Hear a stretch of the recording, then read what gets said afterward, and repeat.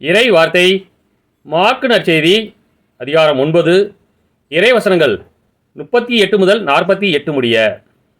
அக்காலத்தில் யோவான் இயேசுவிடம், போதகரே, ஒருவர் உமது பெயரால் பேய்கள் ஓட்டுவதைக் கண்டு நாங்கள் அவரை தடுக்க பார்த்தோம்.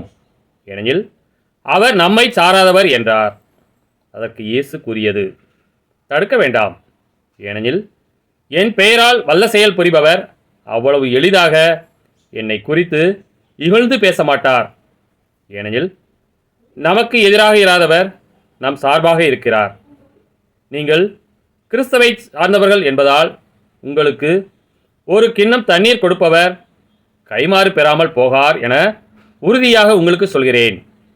என் மீது நம்பிக்கை கொண்டுள்ள இச்சிறியோருள் எவரையாவது பாவத்தில் விழச் செய்வருடைய கழுத்தில் ஓர் எந்திரக்கல்லை கட்டி கடலில் தள்ளிவிடுவதே அவருக்கு நல்லது.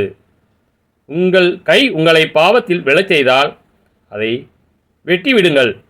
நீங்கள் இரு கையுடையவராய் அணையாத நெருப்புக்குள் நரகத்துக்கு தள்ளப்படுவதை விட கை ஊனமற்றவராய் நிலை வாழ்வில் புகுவது உங்களுக்கு நல்லது. உங்கள் கால் உங்களை பாவத்தில் விழச் செய்தால் அதை வெட்டி விடுங்கள். நீங்கள் இரு காலுடையவராய் நரகத்தில் தள்ளப்படுவதை விட கால் ஊனமுற்றவராய் வாழ்வில் புகுவது உங்களுக்கு நல்லது. உங்கள் கண் உங்களை பாவத்தில் விழச் செய்தால் அதை பிடுங்கி எரிந்து விடுங்கள். நீங்கள் இரு கண்ணுடையவராய் நரகத்தில் தள்ளப்படுவதை விட ஒற்றை கண்ணராய் இறையாட்சிக்கு உட்படுவது உங்களுக்கு நல்லது. நரகத்திலோ அவர்களை தின்னும் புழு சாகாது, நெருப்பும் அழியாது. கிறிஸ்துவின் நற்செய்தி.